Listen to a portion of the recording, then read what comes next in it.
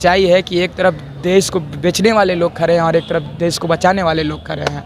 यही है ये 5 फुट कितने इंच का है जी? 3 इंच के हैं। 5 फुट 3 इंच कद काठी में बहुत ही छोटे, मगर इनका मतलब बोलने का जो शैली है, कई आंदोलन और प्रदर्शन में जब देखेंगे लाल सलाम का झंडा उठाते हैं। आप उठाते हैं ना? कम्युनिस्ट विचारधारा मजदूरों का वो झंडा कि जो जहाँ पर सीआरपीएफ के जवानों को मार दिया जाता है, इसी देश के जवानों को मार दिया जाता है कम्युनिस्ट विचारधारा के नक्सली के द्वारा, और वो लोग भी लाल सलाम बोलते हैं, आप लोग भी लाल सलाम बोलते हैं।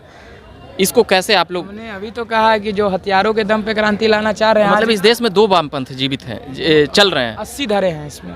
क्या कुछ के लिए खड़ा हुए हैं? देखिए, हम अमन कुमार लाल पटना कॉलेज से काउंसलर पद के उम्मीदवार हैं। मेरा जो कम संख्या 1 है सीरियल नंबर, और हम पटना कॉलेज से काउंसलर पद के उम्मीदवार हैं पटना छात्र संघ चुनाव में।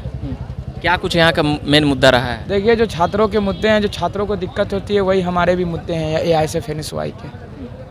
तो बस उन्हीं को लेकर हम यूनिवर्सिटी में क्या कुछ यहाँ पर, जैसे पटना कॉलेज है, ये ऐतिहासिक कॉलेज है, क्या कमी है यहाँ? कमी देखिए, ऐतिहासिक कॉलेज है, लेकिन जो यहाँ की ऐतिहासिक इमारत की जो संरक्षण करने में जो कॉलेज प्रशासन है वो विफल है। उसी को लेकर, उसी प्रोग्राम को लेकर हमारा लाइन है, और उसी पे हम लोग अपना मुद्दा बनाकर लड़ रहे हैं। अगर मैं जीत कर आता हूँ तो कोशिश करूँगा कि जो आर्कोलॉजिकल सर्वे ऑफ इंडिया है उससे ये करवाऊँ कि आप इसकी निरीक्षण करके इसको AISI के क्षेत्र में लाइए, क्योंकि जो कॉलेज प्रशासन है इसे ठीक से देख रखा नहीं कर रही है। अगर आप थोड़ा डंडा चलाइएगा तो संरक्षण में आएगा।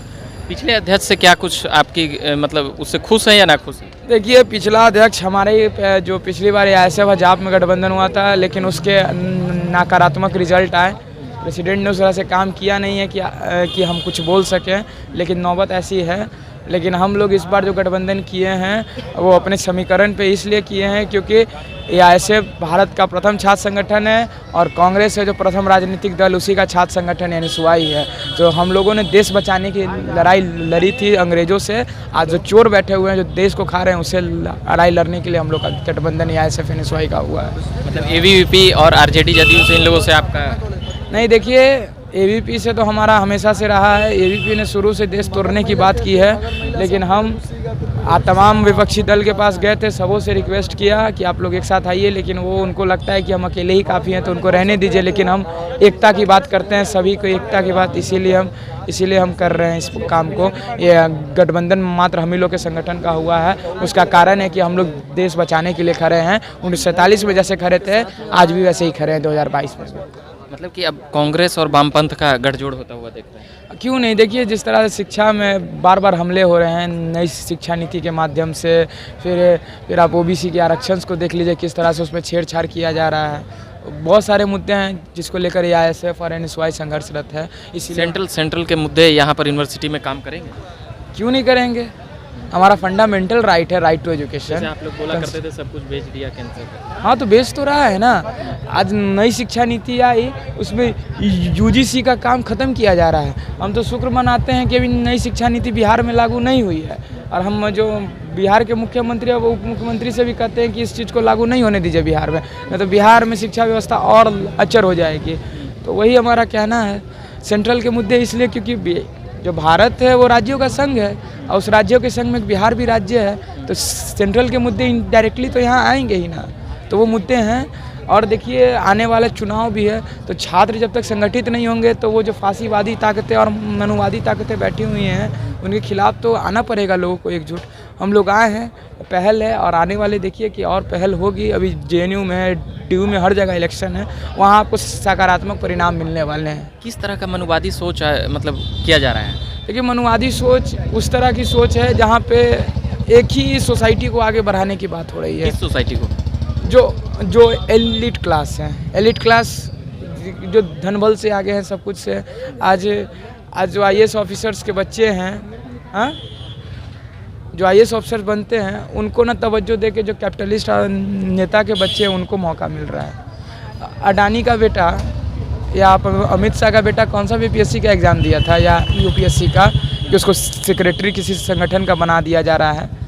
ये सब बात है ना। इस सबसे नाराज़गी आप लोग की ज़्यादा है? यहाँ इस देश को किसान और मजदूर बना रहा है, उसका बेटा भूखे सो रहा है। हाँ, और अडानी अंबानी जो कि गरीबों का पैसा चूस रहा है, हाँ, उसी के टैक्स को भारत सरकार उसको कर्ज दे रही है और सबसे पहले वो गरीबों को ही मार रहा है। तो हमारी लड़ाई उनसे है। जो लोग कहते हैं कि हम देश को चला रहे हैं, आपको नहीं मालूम है कि इस देश को किसान मजदूर चला रहे हैं। किसान खेती करता है तो उसी अन्न से लोग खाते हैं और मजदूर जो श्रम करता है उसी का उपयोग पूरी जनता करती है। तो ये देश किसान मजदूरों का है, ना कि अडानी अंबानी का। वही हम लोग इसका मैसेज दे रहे हैं। केंद्र सरकार कहती है कि हमने एक सही किसान बिल लाया जिसका विरोध इस देश में किया गया। अगर लाए थे तो वापस काहे ले लिए, सवाल है ना। अभी श्रम कानून लाए हैं 5 गो, उस पर भी चल रहा है आंदोलन, वो भी उनको वापस लेना है। सही बात है कि अडानी अंबानी की सरकार यहाँ चल रही है। बस हम इतने आपको बोलेंगे कि ये लोग कह रहे लेफ्ट और राइट में टकराव हो रहा है। सच्चाई है कि एक तरफ देश को बेचने वाले लोग खड़े हैं और एक तरफ देश को बचाने वाले लोग खड़े हैं।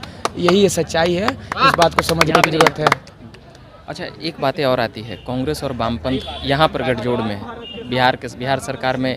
बिहार सरकार में वहाँ पर आरजेडी ये सब एक, तो आप लोग भी यहाँ एक मिल के लड़ने में हमने पहल की और जिसमें कांग्रेस और वामपंथ की पार्टियां आई, AISF आया।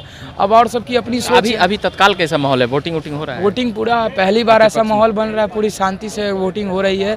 छात्रों का समर्थन मिल रहा है, छात्र ज़्यादा संख्या में आ रहे हैं, वोटिंग कर रहे हैं। वोटिंग में छेड़छाड़? वोटिंग में किसी तरह की छेड़छाड़ नहीं है। अगर ऐसे हो गया में लड़ाई झगड़ा नहीं, कुछ नहीं ऐसा है, एकदम शांति से हर जगह हो रहा है चुनाव। महिलाओं का सुरक्षा यहाँ बहुत बताया जाता है।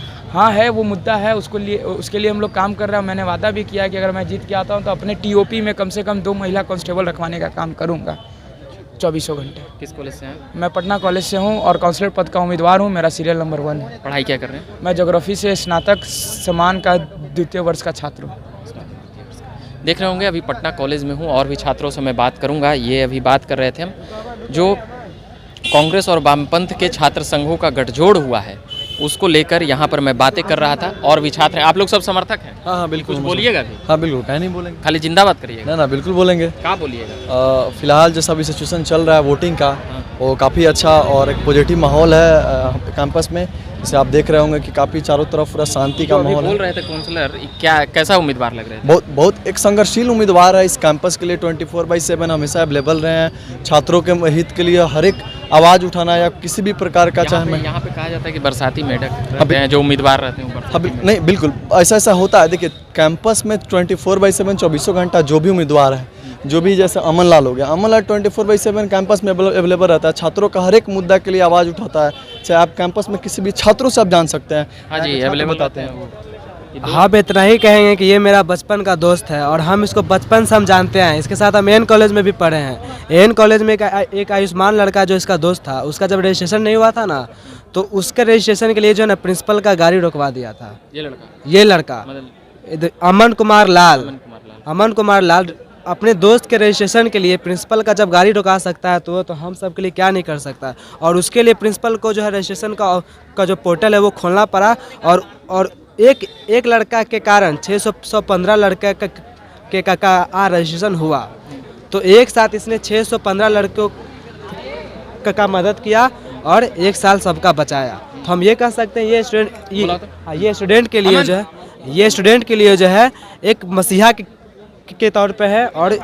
और ये झूठा वादा नहीं करता है। जहाँ तक हम देखते हैं मोहल्ले में आप जाइएगा ना मेरे नेट वाला सजदाबाद में, तो इसका नाम शायद ही कोई ऐसा होगा जो नहीं जानता होगा। देखिए, ये 5 फुट कितने इंच का है जी? 3 इंच के हैं। 5 फुट 3 इंच कद काठी में, बहुत ही छोटे, मगर इनका मतलब बोलने का जो शैली है, कई आंदोलन और प्रदर्शन में जब देखेंगे लाल सलाम का झंडा उठाते हैं। आप उठाते हैं ना? कम्युनिस्ट मजदूरों का वो झंडा है, वो लाल सलाम हम लोग इसलिए कहते हैं कि अच्छा, कम्युनिस्ट जैसे मार्क्सिस्ट और ये तमाम चीज़ें आप लोग पढ़ते होंगे, तो जो इस देश की वामपंथ है और जो अलग है, आप इन चीज़ों को समझते हैं, इसीलिए मैं पूछ रहा हूँ। बिल्कुल। देखिए, तो ये दोनों अलग भी है कि जो मजदूरों की क्रांति आएगी, लाल क्रांति, वो वहाँ के भौगोलिक दृष्टिकोण से आएगी। तो ये जरूरत नहीं है कि जो चाइना में जिस तरह से क्रांति हुआ हथियार संघर्ष पे, वो ऐसा यहाँ पर आ रहा है। लेकिन जो लोग ऐसा काम कर रहे हैं, आज भी वो लोग रेल का पटरी कबारने का काम कर रहे हैं। लेकिन हमने सोचा कि जब तक डेमोक्रेसी के रास्ते से नहीं चलेंगे तब तक वहाँ तक नहीं पहुँच पाएंगे। अमन लाल, आप एक चीज़ तो पढ़े होंगे कि जो जहाँ पर CRPF के जवानों को मार दिया जाता है, इसी देश के जवानों को मार दिया जाता है कम्युनिस्ट विचारधारा के नक्सली के द्वारा, और वो लोग भी लाल सलाम बोलते हैं, आप लोग भी लाल सलाम बोलते हैं। इसको कैसे आप लोग, हमने अभी तो कहा है कि जो हथियारों के दम पे क्रांति लाना चाह रहे हैं, मतलब इस देश में 2 वामपंथ जीवित हैं, चल रहे हैं, 80 धरे हैं इसमें। 80 धड़े हैं। लेकिन हमें ये बात को समझने की जरूरत है, जो जिस मैं पार्टी से हूँ, जो 1925 में ताशकंद में बना था, उस समय अविभाजित भारत था। उस समय अजय घोष के नेतृत्व में वो पार्टी बनी थी, एम.एन. रॉय के नेतृत्व में।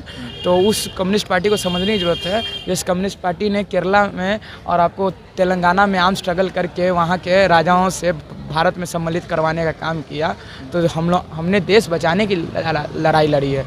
और जो लोग देश को तोड़ने कर रहे हैं, वो आज भी रेल की पटरियाँ उखाड़ रहे हैं। 1925 में ही एक संगठन खड़ा हुआ जो आज सरकार में है, और वो मुस्तैदी से तमाम चीज़ों पर अपना जो विचारधारा लेकर चली, वो आज यहाँ पर है। आप भी 1925 में चले, मदन लाल, इसको ध्यान से सुनिएगा, 1925 में चले अमन लाल जी, तो इन चीज़ों को कैसे पीछे छूट गई? ये देखिए, बात यहाँ पर है कि हम लोग जिस तरह से काम करते हैं, हम लोग मजदूरों की पार्टी हैं, किसानों की पार्टी है।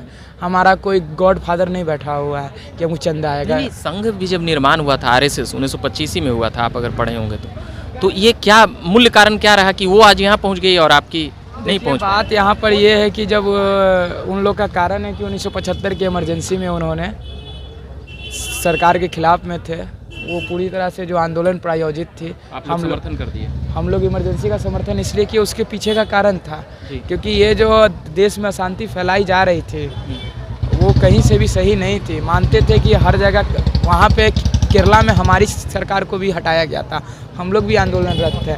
लेकिन जयप्रकाश बाबू जब इसी स्टूडेंट कॉमन रूम में, आप देखे होंगे, स्टूडेंट कॉमन रूम देखे होंगे, वहाँ पे आईएसएफ के नेतृत्व में, किशोरी प्रसन्न सिंह के नेतृत्व में और राम बाबू के नेतृत्व में वो काम हुआ था।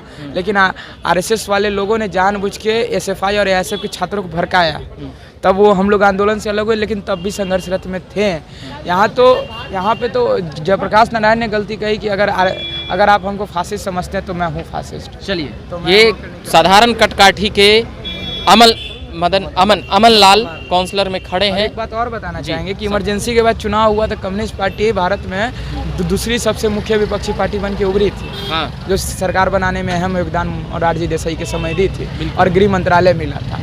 तो हम लोगों ने इमरजेंसी का समर्थन बस इसीलिए किया था क्योंकि सारे कंपनी को नेशनलाइज किया जा रहा था और उसके हम लोग खिलाफत में नहीं थे, बल्कि उसकी मुख्तलिफ कर रहे थे। अभी यहाँ माहौल क्या लग रहा है? प्रेसिडेंट कौन आगे निकल रहा है?